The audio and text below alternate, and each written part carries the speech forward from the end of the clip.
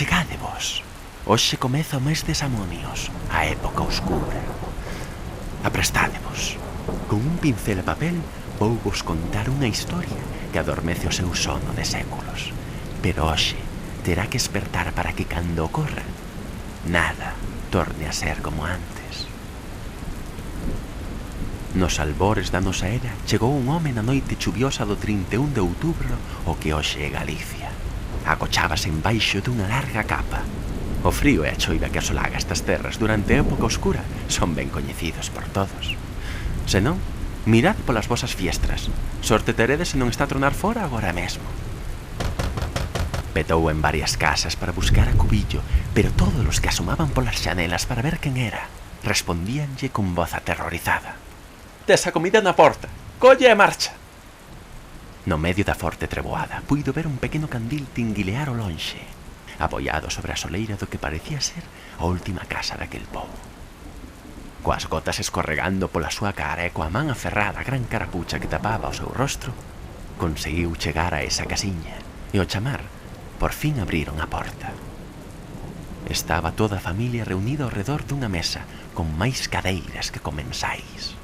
"Quen és? Como che socorre sair por eses camiños unha noite como esta?", dixo que parecía ser o maior de todos.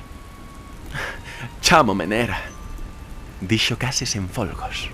"Son un guerreiro do reino de Connacht, a provincia occidental de Irlanda. A miña esposa desapareceu nunha noite como esta fai un ano, e os sabios do meu reino dixeron que aquí saberíades axudarme. Por favor, non sei que facer." "Está ben, Nera, séntate á mesa. Come, bebe con nós e quenta o corpo e a alma."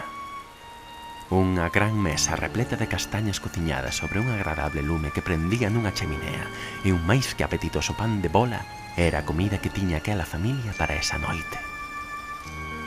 Unha noite na que Nera sentíase raro.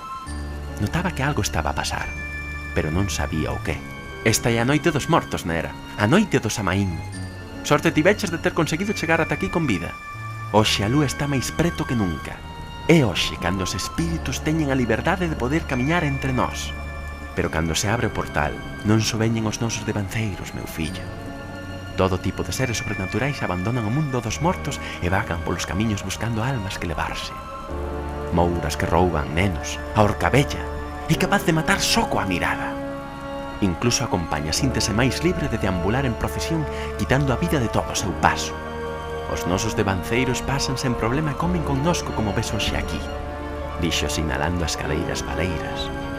"É unha noite máxica, pero se non descoidado, posiblemente non volvas ter outra máis." "E que hai da miña esposa? Quen a levou?", preguntou Nera desconsolado. "Sobre o da túa esposa, meu amigo, só podemos desexarte sorte. Foi a compaña ladroa da súa alma. Estou case seguro."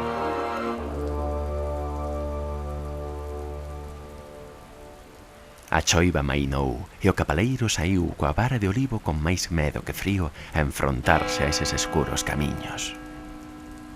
A familia calmou a súa fame e o seu frío, e coa calor do lume conseguiu secar un pouco a súa roupa.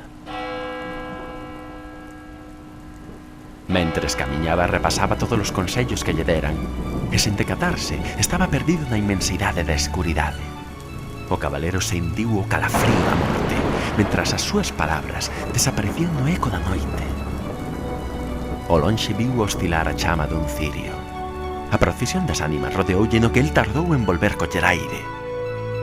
Un aire frío, folgo de sepultura, arrastroulle no xiro das brancas fantasmas que marchaban ao son do tinguineo das cadeas.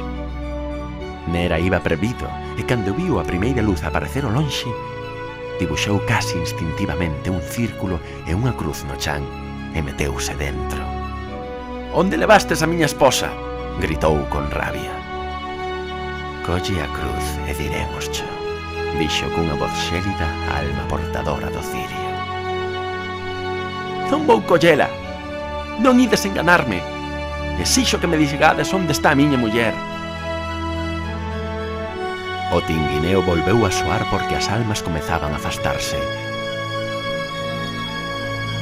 Nera Temendo estar a perder a oportunidade de reatoparse coa súa esposa, saiu nun impulso do círculo que o protexía, e un forte aire xeado envolveuno. A morte non se lle engana, cabaleiro Nera. E esa frase quedou resoando entre as árbores durante moito tempo.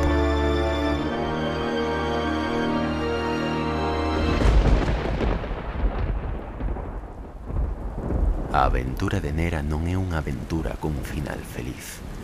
Nada na noite dos mortos remata ben. Tédeo en conta. E vos preguntaredes, Nera atopou a súa esposa?